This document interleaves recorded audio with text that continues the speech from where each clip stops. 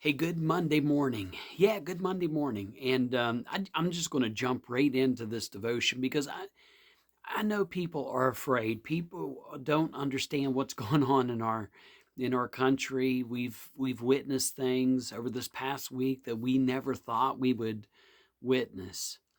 But, if you're a follower of Jesus Christ, if you're a Christian, if you profess to be a Christian, then throughout this ordeal, throughout this pandemic, throughout this election, people have been watching us. They have. They've been watching us, and they want to know if what we profess, if it's true. And I hope and pray that on my social media feeds that you saw somebody and you continue to see somebody whose hope is not in a political platform.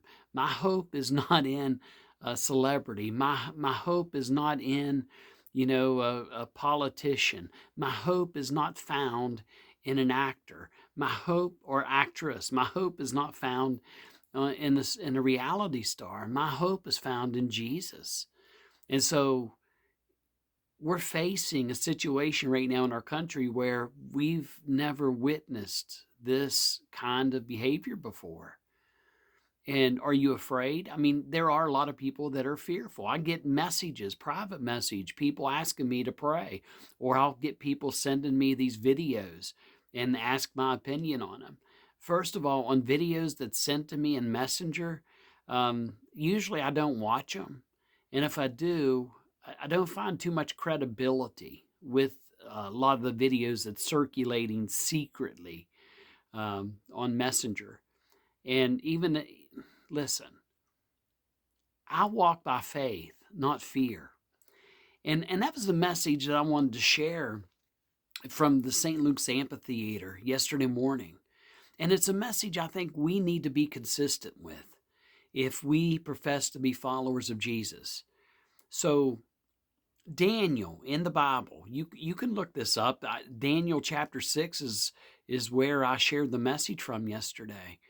But it's important if you're going to read the book of Daniel, check out the first chapter as well, so that you could see how he and his friends from Judea were taken captive by the Babylonians. And when they were taken to Babylon, now they were in a foreign land, right? I mean, think about this. Think about the consistency of Daniel and his friends taken to a foreign land as they were walking away from Jerusalem, as they were marched away from Jerusalem. They were probably looking back and they probably saw the smoke rising. They saw these Babylonians taking these holy items out of the temple.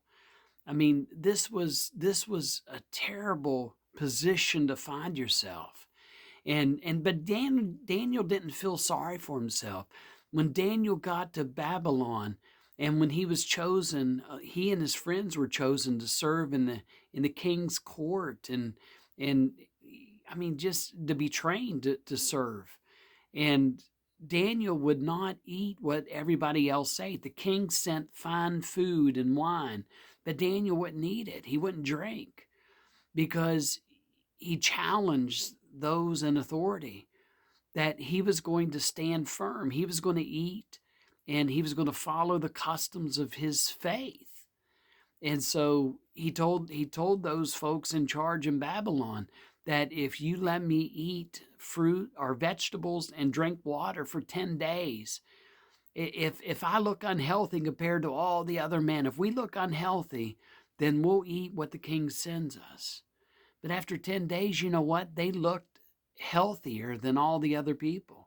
So Daniel knew what he was doing. And Daniel progressed in the spiritual way that he was able to interpret dreams. And God made a way for Daniel because Daniel didn't find himself in a poor, pitiful me position. He wasn't angry at God. He was, I mean, I'm sure he was confused and upset, but you know what?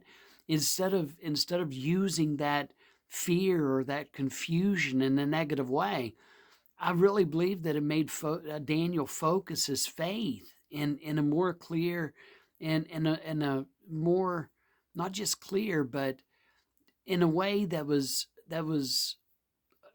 a witness to all those around him.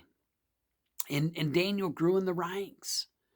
And he and his friends, at least his friends, were thrown into the fiery furnace because they wouldn't bow to an idol.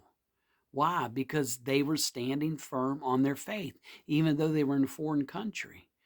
And here Daniel, he was thrown into the lion's den. And King Darius, what did King Darius do? King Darius, he didn't want Daniel to be thrown in, but this was the edict that was sent around.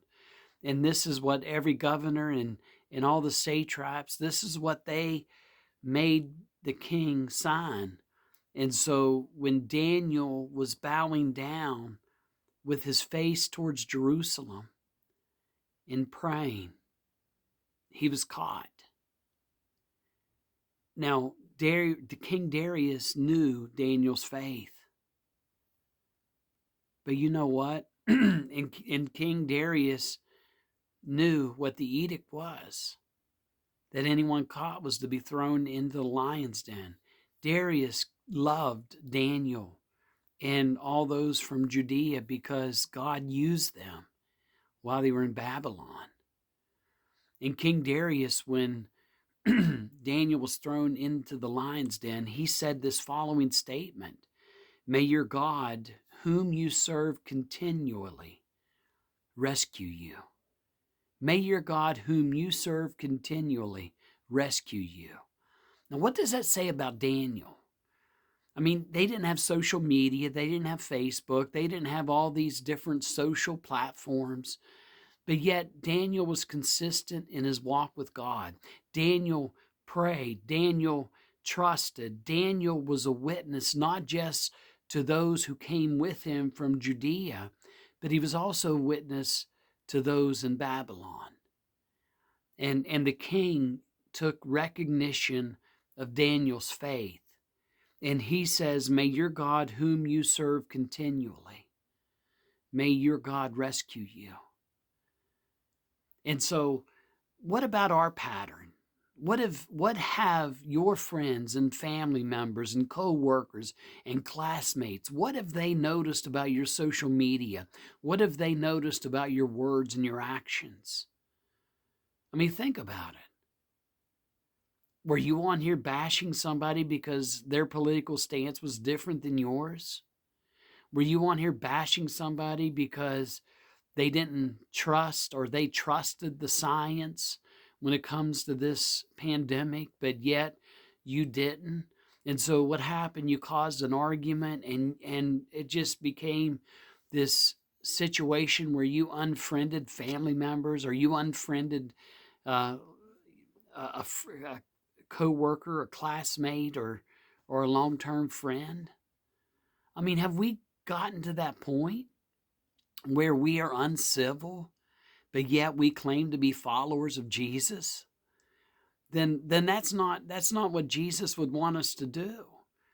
I mean, Daniel was persistent in his faith. Even King Darius said that, "May your God, whom you serve continually."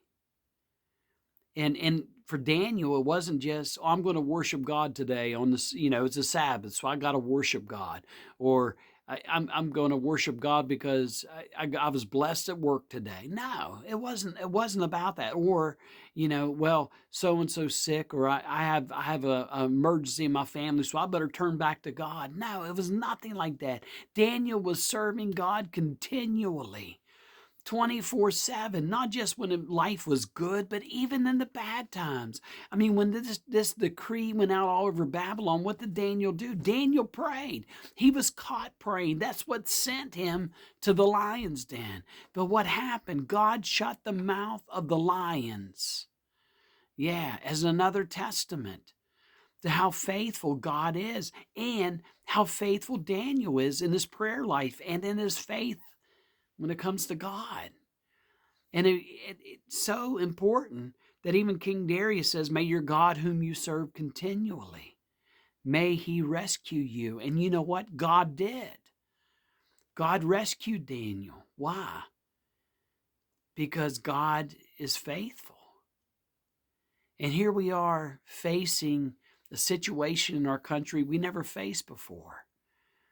And so many people who claim to be followers of Jesus are terrified and they're afraid and they're leaving social media and they're giving in to the conspiracy theories. Listen, folks, we're going to be okay. We are. We're going to be okay. And somebody says, well, how do you know? Well, because the Bible tells us. Walk by faith, not by fear. Daniel, all of his life, followed God. And God rescued him, even when Jerusalem fell. God rescued him when he was taken as a slave to Babylon. God exalted him. God watched over him. And even when he was thrown into the lion's den, God shut the mouth of the lions. So I don't know what we're going to face today. I don't know what this week's going to bring. But I know that God is with us and that when we walk by faith, great things can happen. And I pray that you and me continually walk with God. I pray that you and me continually will use social media in a way not to tear people down, not to hurt people. But let's use it in a way that when people think of you and me, they'll say that person continually serves their God. Hey, this is Pastor Bill from St. Luke's United Methodist Church, Harrisville, West Virginia, Ritchie County, West Virginia. Wherever you are, I hope you're happy, I hope you're healthy, and I hope you're safe. Have a great day, everyone, and let's pray for one another.